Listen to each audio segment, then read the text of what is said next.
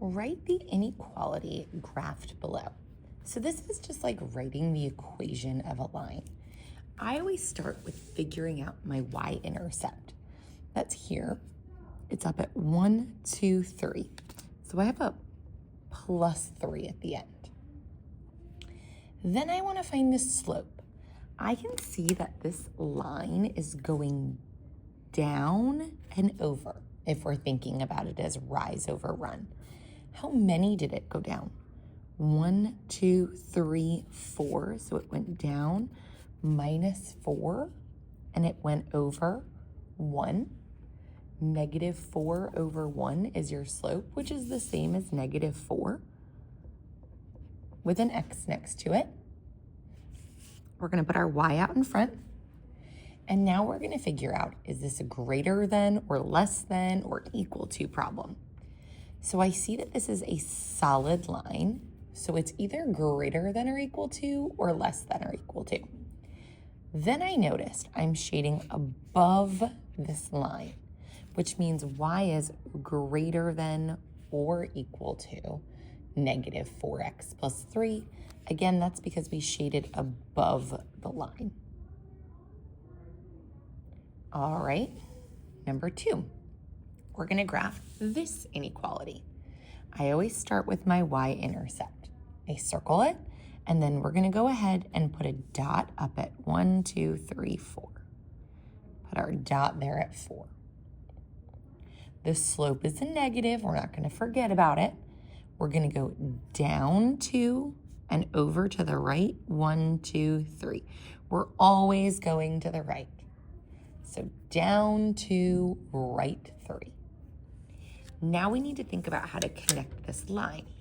Do we use dotted line or solid line? Well, there's no line underneath this, which means we are going to connect it with a dotted line. Mine's pretty clear. If for whatever reason yours does not come out as clear that it's dotted, you could just write a little note to me that says, hey, this is supposed to be a dotted line. We've got one more step. We also need to shade. This says y is greater than that line, which means we're going to shade it above the line. All right. Question 3 has us doing that exact problem 2 times. There's 2 lines in it. So let's start with the first one. Y is greater than or equal to negative 4. A y equals line is a horizontal line through y equals negative 4. So we're going to go down to 1, 2, 3, 4, negative 4. We are going to put a line through it. It's going to be a solid line because it's got that line underneath it. So I'm going to draw a solid line down here at y equals 4. I want to shade greater than or equal to. Greater than means more than. So we are going to shade above the line. Now we are going to work on the next line. The next line has a y-intercept at 3. So we're going to go up to 1, 2, 3, and we're going to put a dot. The slope is 5 over 2, which means we should go up 5, right 2. However, if we're trying to go up 1, 2, 3, 4, 5, we're off our graph. So let's completely switch it around. We're going to go down 5, left 2. 1, 2, 3, 4, 5, left 2, and we can put a dot there. I want to shade, or I want to connect it with a dotted line because it didn't have the line underneath it. It's a strictly less than symbol. Make it look like it's dotted. And now it says I want to go less than. Kind of looks like a slanty L. Less than means we're going to shade below the line. I do it 2 times in light colors. And then I look for where I double shaded. This over here is my double shaded region. So I color it in dark or I put a star in that region. It's wherever both of the shadings overlapped. If I wanted to know, is the 0.43 a solution? We would go to the point, 1, 2, 3, 4, 1, 2, 3, see where it is. If it's in my double shaded, my dark shaded area, then it's yes, a solution to this system. If the point was only in one of the shaded areas, maybe it was down here at this corner, this one would be a no because it's only in the green shaded region. It wasn't in our double shaded area. All right, question number 4. Question number 4 wants us to write the system. So let's start with this dotted line. This is a vertical line. Anytime we need an equation of a vertical line, that's one of our x equals equations because this goes through the x-axis here at -2. Let's note which way this thing was shaded. This thing was shaded to the left of our line, which means we want all points less than 2 because this was x equals 2. There's no line underneath it because it was a dotted line here. Now let's do our second equation. This line is going to be, where is its y-intercept? 1 down here at -2. We look for the slope, so I draw myself a nice slope triangle. I'm going up 1 and over 1, 2, 3. So that's going to be a 1/3 x. Our y-intercept was here at -2. I notice here I'm shading above this solid line. So that means we have y is greater than or equal to 1/3 x minus 2. Guys, the only time we have this x equals equation is when this line was vertical. That was the only difference there. All right, number 5, multiplying binomials. Whenever we're multiplying, these are called binomials. There's 2 pieces in each parentheses. The easiest, most organized way to do it is to draw this box. I stick the 2x and the -4 up top, and the x and the -5 down the left side.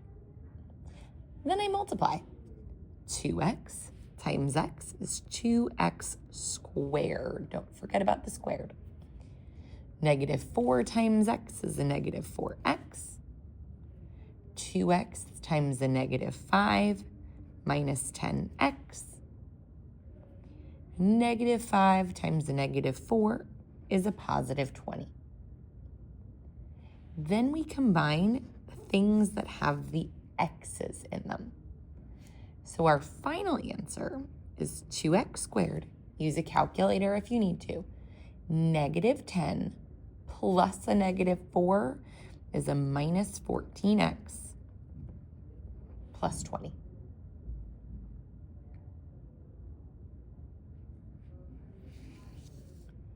Number 6, I only see one thing in parentheses and it's getting squared. Whenever I see something squared, I start by writing it down twice. So I know the 2 things I'm multiplying. These are multiplying 2 binomials. So I am going to start by drawing my box. I put an x and a -7 up top, and x and a -7 down the left side. X times x is x squared. -7 times x is a -7x. Another -7x. -7 times -7 is a +49. We can combine our like terms. Those are the 2 -7x's. That gives me x squared. Use a calculator if you need to. -7 plus a -7 is a minus 14x plus a 49.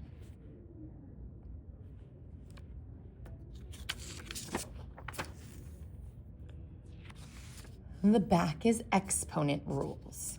So here's the first one. This is a multiplication problem. When we multiply, we're going to start by multiplying the numbers, the coefficients out front. 6 times 2 is 12. Then I look at the exponents. Now this x doesn't have anything on it, which means there's an imaginary 1 attached to it. Put the 1 there. And then remember that we are adding our exponent. So 4 plus 1 gives me x to the 5th. 6 plus 10 gives me y to the 16th. And that's it. So if it's multiplication, multiply your numbers out front. Those are called your coefficients. Add the exponents. Let's try number 8. This one's called the power rule. That's because we have this 2 outside, meaning everything gets raised to the second power. Again, we have a calculator. Do 3 to the second power, or 3 squared. 3 squared is 9. Now we deal with all these powers. Power raised to another power, we multiply them. So 2 times 2 gives me x to the 4th.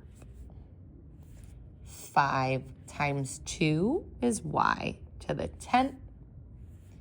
8 times 2 is z to the 16th. That is it. If it's a power, raise the number to that power. 3 squared, 3 to the second power is 9. Use your calculator if you need to. And then we multiply all of the exponents by 2. This next one looks like a fraction or a division problem. We're going to start by dividing our coefficients, or the numbers. 16 divided by 2 is 8. In a division problem, we are going to subtract our exponents. Notice this y doesn't have an exponent. Stick a little 1 there so you don't forget what number it is. We're going to do the x's. 8 minus 2 is x to the 6th. The y's is 8 minus 1 is y to the 7th. That's all. So we start by dividing our numbers, then we subtract the exponents. We're going to do that again on this next problem. It's a division problem. We're going to remember, subtract our exponents. Let's do it. 12 divided by 6 first gives us a 2. Subtract top to bottom. 2 minus 9 is a negative 7. 7 minus 3 is y to the 4. No negative exponents. Now we need to remember, negative exponents create a fraction. So this x to the 7th goes to the bottom of your fraction, becomes positive. The 2 didn't have a negative. The y to the 4th didn't have a negative.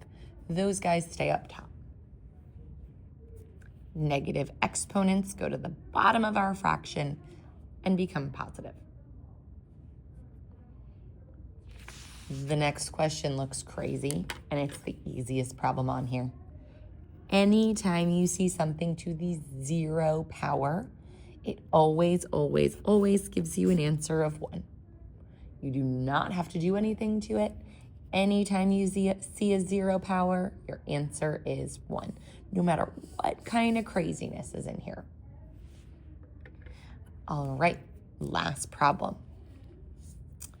It's another division problem. We're going to subtract our exponents But first, we need to simplify these numbers out in front. Notice both of them have zeros on them. Let's cancel out those zeros. We're left with 3 over 6 as a fraction. 3 over 6 as a fraction, both of those numbers can be divided by 3. Gives you the number 1/2. We're going to subtract our exponents. 9 minus 2 gives us x to the 7th. 3 minus 8 gives us y to the negative 5th. Now we remember, we don't do negative exponents. They create fractions. We sort of already have a fraction. We have a 1/2. We said negative exponents go to the bottom and become positive.